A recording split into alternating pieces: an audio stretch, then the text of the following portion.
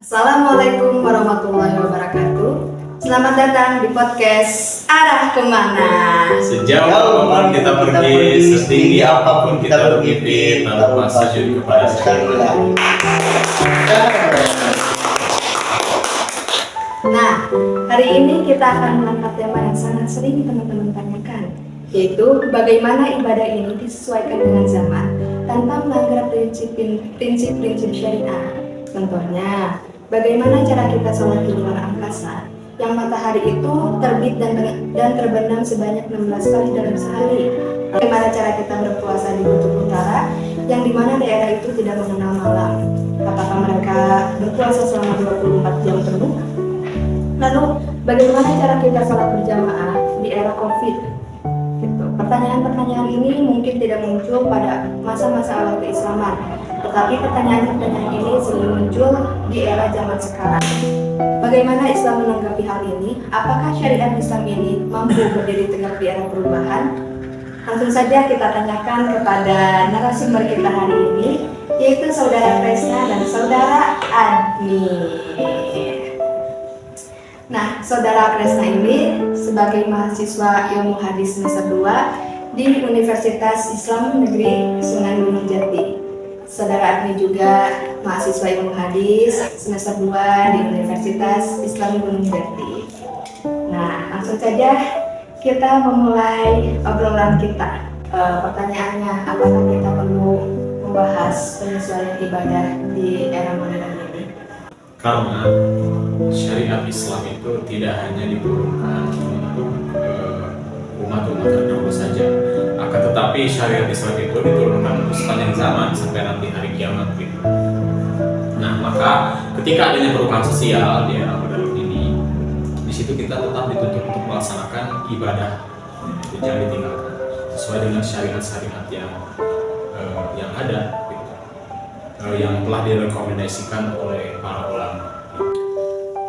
Saya pernah baca buku yang karangannya Syekh Al-Qadarawi, cuman bukunya lupa lagi judulnya. Di situ dikatakan bahwa syariat itu bersifat tetap, bersifat tujuan, namun dapat berbeda tergantung dengan situasinya. Nah, permasalahan syariat dalam ibadah, mungkin syariat serta ibadah itu juga tidak dapat dilepaskan satu sama lain. Syariat itu bertujuan untuk menetapkan antara ibadahnya. Sedangkan jadi gimana ya? Syariat bisa dikatakan sebagai kata kerjanya, sedangkan ibadah bisa dikatakan objeknya. Syariat Islam bisa berubah-ubah gitu. Iya. Kadang bisa berubah-ubah, kadang tidak. Tergantung dengan pendapat ulama-ulama. Karena sebagian ada yang menuruti pendapat ulama A atau sebagian akan menuruti pendapat ulama B.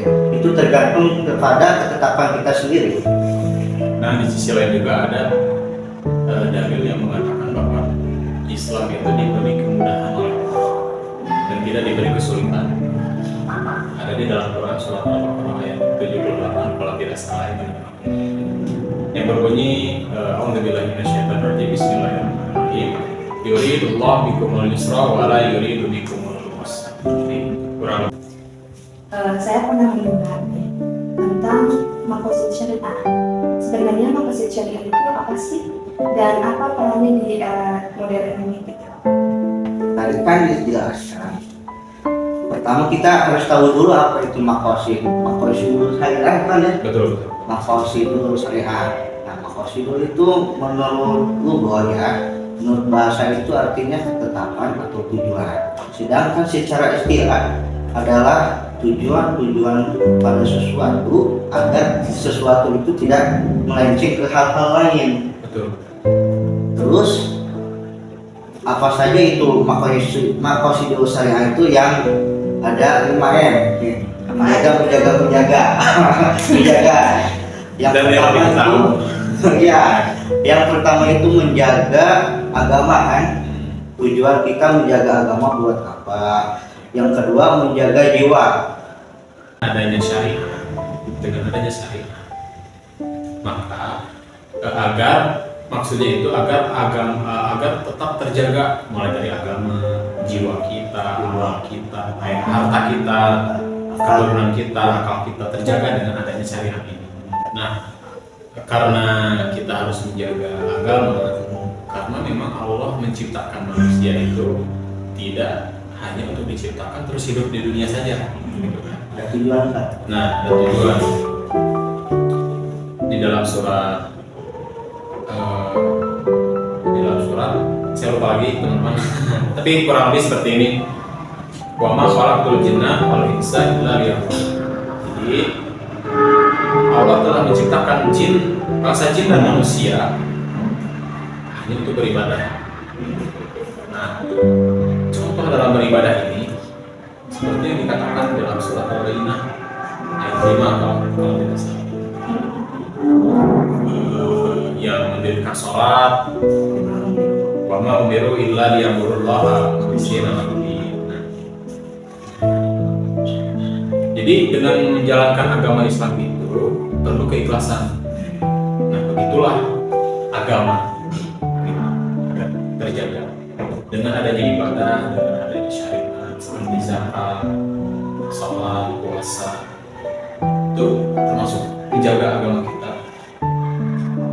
Karena kalau tidak ada sholat, tidak ada ibadah-ibadah yang lain, tidak ada yang diciri khaskan di dalam agama kita gitu. Tidak ada yang diciri khaskan di dalam agama kita. Otomatis ya agama kita agama apa kan gitu. Karena kalau disebut agama Islam, orang Islam itu sholat. Jadi ciri khasnya gitu. Ya, orang Islam itu berpuasa. Orang Islam itu berzakat. Jadi terjaga gitu, ciri khas Islam. Budaya kalau bahasa antropologinya mah gitu. Budaya Islam itu terjaga. Saudara menyebutkan ada 5 pasti. Yang pertama agama, yang kedua jiwa. Nah, yang ketiga ini apa? Akal. Jelaskan. Yang ketiga akal. Akal, harta, sama keturunan ya. Betul. Akal dan keturunan. Nah, saya punya satu tayangan nih tentang sholat di luar angkasa. Siap ya, Pak? Oke.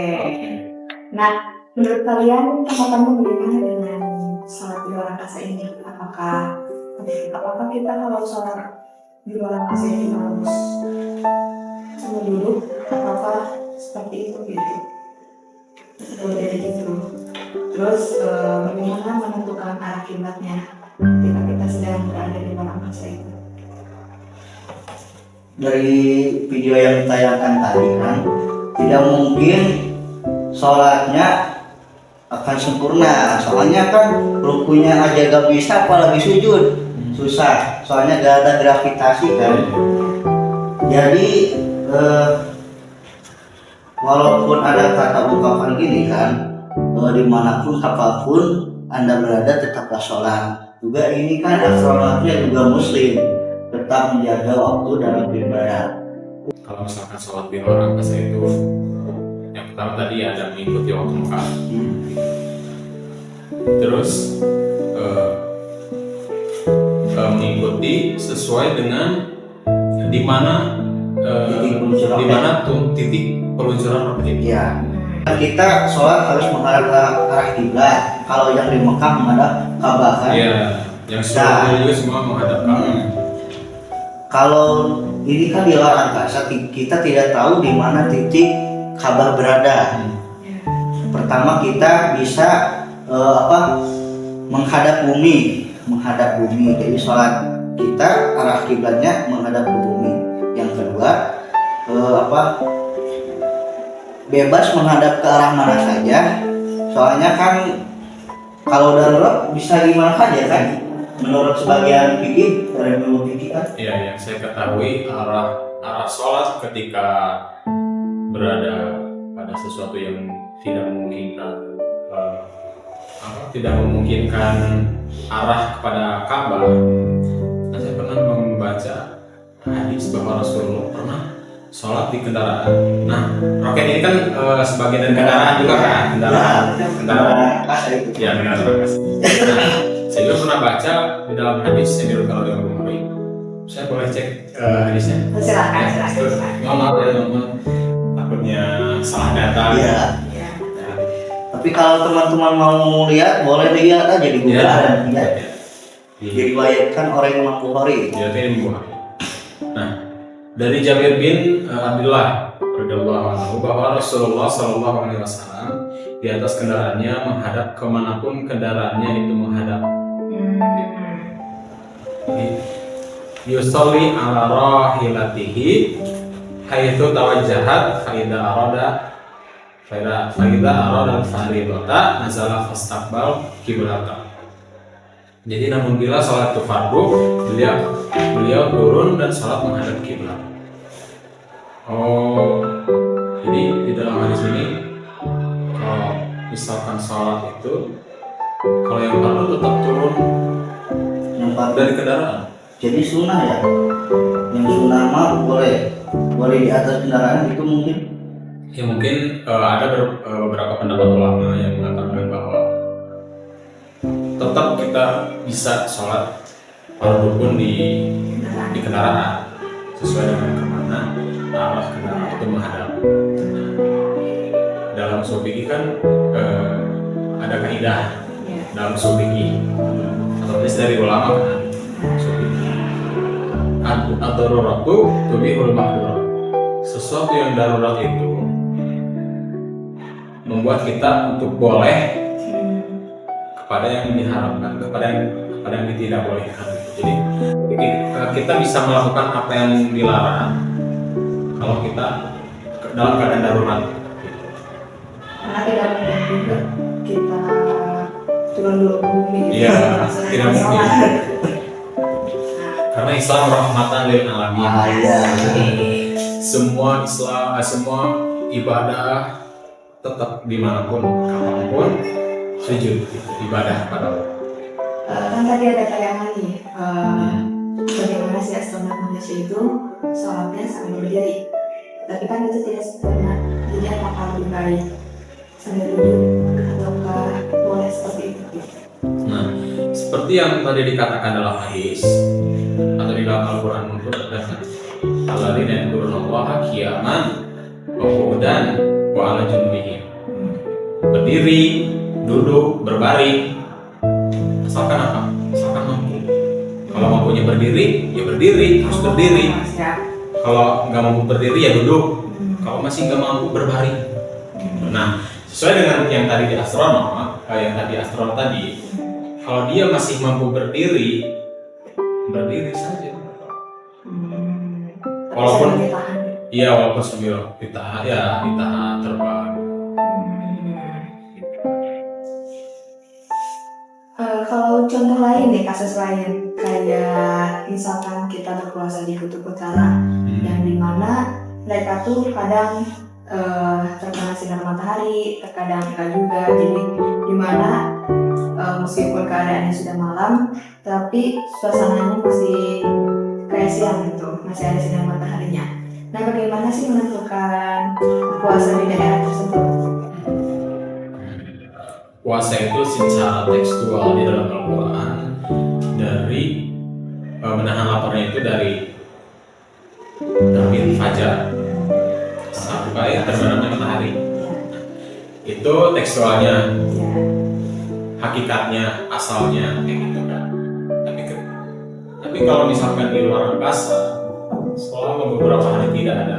Bukan di orang masa, di kutub. Oh iya betul. Saya jadi ingat di orang angkasa lagi. Banyak. Jadi ingat Kan di kutub juga mereka mengenalnya malam. Tapi oh iya, tidak mengenal malam mungkin. Jadi siang, kebanyakan siang gitu. kurang tahu Kalau sih. di kutub itu kan, Ya kalau kutub kan kadang terkena siang itu siang banget Iya. gitu. 24 jam itu terkena sinar matahari. Terkadang kan kalau gelap 8 menit gitu. ya, Intinya mah beda benua. intinya mah malam tuh jarang kan. Iya. Di kutub tuh Ya, katanya. iya katanya. Nah, kalau kita puasa selama 30 hari kan. 30 hari kan. Nah, Ya. jangankan 30 hari, satu hari pun belum tentu bertahan. maksudnya ya, satu hari pun belum tentu mampu di kutub itu kan. Iya. Kan tidak ada malam. Jadi kita nggak tahu kapan buka puasa. Ya. Kebanyakan siang selama beberapa hari, Sampai beberapa bulan. ya berbulan-bulan gitu. Nah, otomatis kalau misalkan puasa selama itu juga baru satu kali puasa kan. Ya. Kalau puasa selama itu akan mengganggu, membahayakan kesehatan. Jadi tidak diwajibkan mungkin ya. Sebetulnya tetap wajib, tapi sesuai dengan sesuai dengan kaidah dan sesuai dengan syariat.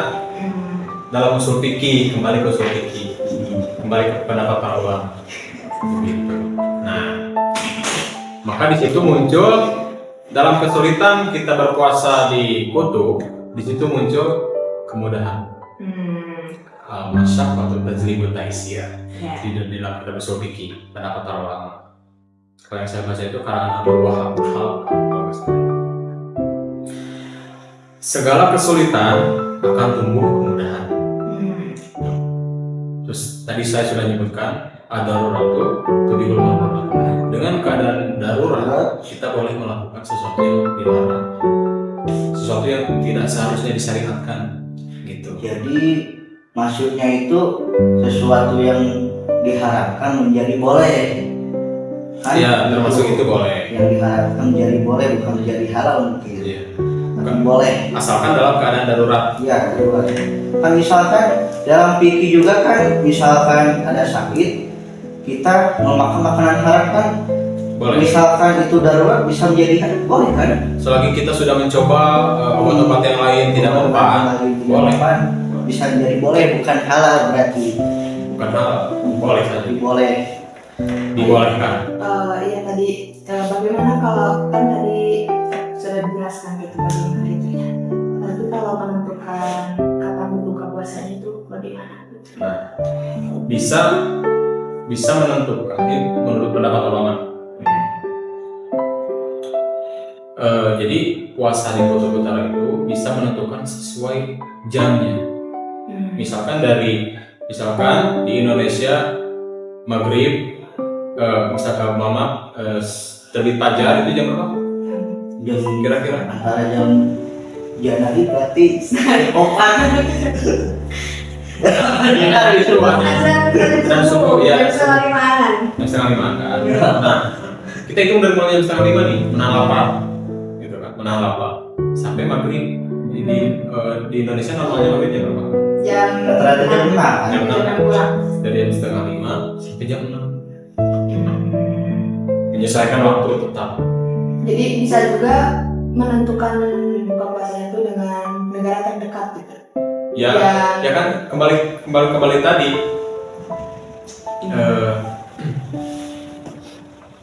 Ya bisa kayak gitu bisa. Jadi mengikuti waktu daerah yang lain. Ya, karena kan kita orang Indonesia, ini orang Indonesia nih, kita pergi ke kutub, otomatis kita tidak tahu waktu di negara-negara sekitar. Oh, jadi Ya. ikutin yang Ya, Indonesia. ya negara kita aja.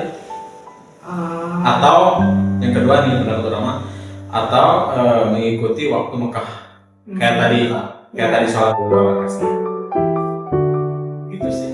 Berarti patokannya Mekah gitu. Ya Mekah tetap patokannya waktu Mekah. Oke. Kan ada tuh bisa bahkan gitu, sebetulnya bisa lihat ya. Ada jam-jam luar negara lah. Ya. Ada. Bisa lihat Cina. Jadi mereka tuh tidak berpuasa selama 24 jam penuh gitu. Enggak. Bisa mengikuti negara lain, bisa mengikuti negara asalnya atau mengikuti waktu Mekahnya itu. mudah lah untuk menjalankan syariat Islam itu mudah. Yuridullah. Kalau ada yang masih penasaran, cobain dulu ke kutub. Ya, nanti kalian lihat foto coba. Siap. Kita ke pertanyaan terakhir nih. Bagaimana sih cara kita sholat berjamaah di era COVID gitu? Di era COVID yang kemarin gitu. Sholat Jumat berjamaah di era Covid. Enggak sholat berjamaah.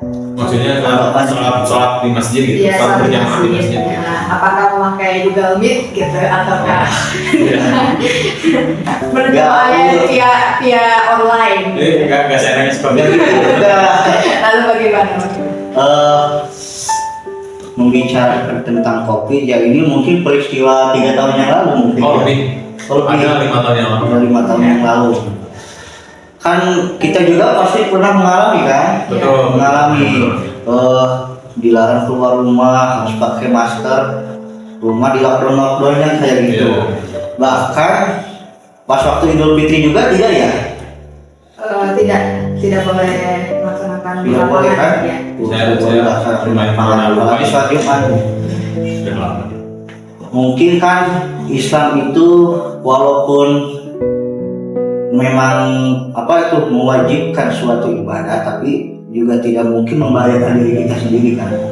Juga ada kata-kata mungkin entah ini kata-kata atau hadis ya, mungkin dikatakan rasa takut akan ketakutan pada sholat Jumat yang takut membahayakan orang lain itu juga tidak mewajibkan untuk melakukan sholat Jumat.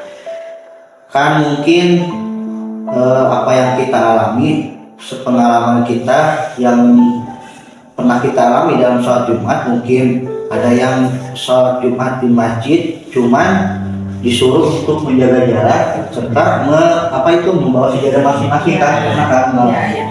Terus ada juga yang karena takut mungkin takutnya berlebihan tapi tidak menjalankan sholat Jumat, melainkan menggantikan sholat zuhur di rumahnya.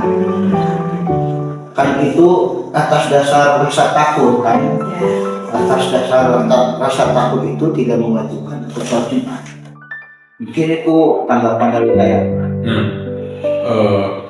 Mungkin karena kalau misalkan kita memaksakan untuk sholat di masjid, sedangkan berjamaah, sedangkan ada sebuah wabah yang mungkin penularannya cepat, yang sangat mematikan lah ya, sangat mematikan. Nah itu otomatis ketika kita datang, mungkin kita menyebarkan penyakit kepada orang lain, atau orang lain menyebarkan penyakit kepada kita. Nah, madorot kan? Ya. Nah, itu istilahnya di dalam Al-Quran juga. Jadi ketika kita membunuh, atau bila mana manusia membunuh tanpa sebab, Ya. secara otomatis manusia itu membunuh seluruh umat manusia. Itu ketika sejarah Bani Israel di dalam Al-Quran surat Al-Maidah ayat 32 kalau tidak salah ya. Nah, kemudian di dalam hadis Nabi pernah memerintahkan kepada muadzin ya. Saya belum tahu nama muadzinnya siapa. Yang penting Nabi itu memerintahkan bahwa muadzin itu harus menyampaikan kepada masyarakat bahwa sallu fi rihalikum, salatlah di tempat kalian. Jadi kata-kata Ya. azan yang diganti. Salatlah di tempat kalian dalam keadaan hujan ataupun dalam keadaan yang berbahaya. Jadi bisa. Nah, COVID itu termasuk keadaan yang berbahaya. Iya. Nah, bisa sholat di tempat kita atau di rumah. Gitu. Sholat Jumat bisa. MUI mengatakan, Majelis Ulama mengatakan bisa mengganti dengan sholat zuhur. Yang penting tetap tujuannya ibadah gitu. Maksudnya kita Maksudnya kita ibadah, menjaga agama kita tetap harus teguh. Harus dalam keadaan apapun kita beribadah. Dimanapun kita harus beribadah. Sesuai dengan apa yang saya katakan, sesuai dengan pendapat ulama. Jadi kalau misalkan itu membahayakan orang lain, membahayakan kita dan orang lain, maka boleh di rumah. Boleh. Ya.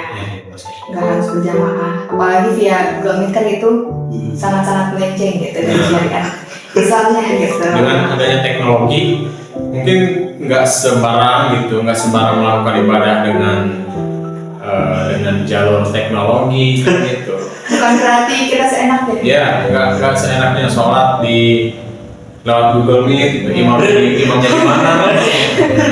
yang halus. Sholat Jumat masih jam. Oh ya, kan gitu. Wah, yang isi nyata ya kan banget terkena. Baik. Oke, pembahasan kita sudah berakhir. Terima kasih kepada para narasumber yang telah memberikan jawaban atas setiap pertanyaan yang diajukan gitu. Oke. Mungkin dicukupkan sekian podcast kali ini. Sampai berjumpa kembali di episode yang akan datang. Jangan lupa Jangan Jangan lupa lupa subscribe ya teman-teman. ya. Dadah. tekan loncengnya. Assalamualaikum. Assalamualaikum.